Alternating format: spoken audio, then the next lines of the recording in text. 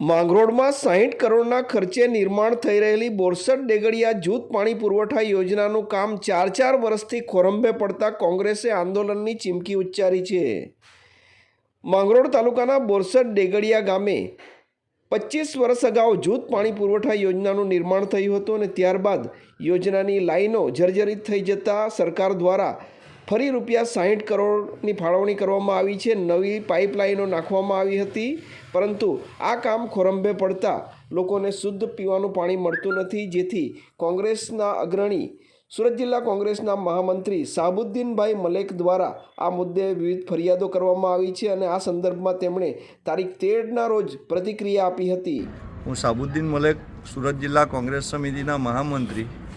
બોરસદ ડેગડિયા જૂથ પાણી પુરવઠા યોજનાઓ એના અમલીકરણ માટે 60 કરોડ રૂપિયા ફાળવવામાં આવ્યા હતા, પરંતુ આજે 2 વર્ષની એની મુદ્દત હતી અને 4 વર્ષ પૂરા થવા છતાં કોઈ જગ્યાએ પાણી પહોંચ્યું નથી અને કામ અધૂરું છે અને કામની ગુણવત્તા પણ જળવાઈ નથી।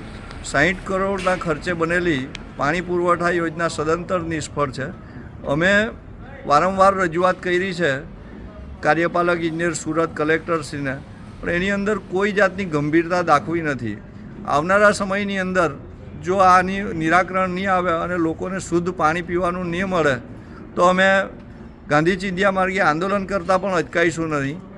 ઓલપાડથી ચલાવતા જે અધિકારીઓ છે એ લોકોની ઘોર બેદરકારીને કારણે આજે આ 60 કરોડની યોજના ખોરંભે પડી છે અને એની અંદર ભ્રષ્ટાચાર કરવાનો જ મૂળ હેતુ હોય।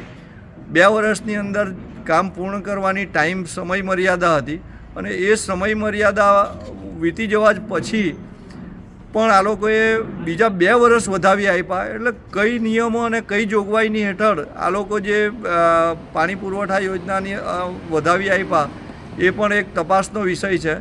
એટલે અમારી આપના માધ્યમથી સરકારશ્રીને અપીલ છે કે આમાં પુષ્કળ પ્રમાણમાં ભ્રષ્ટાચાર થયો હોય અને અમે જો અરજીઓ કરી હોય એની તમે તપાસ સમિતિ નિમી અને તપાસ કરે એ જ અમારી માંગ છે।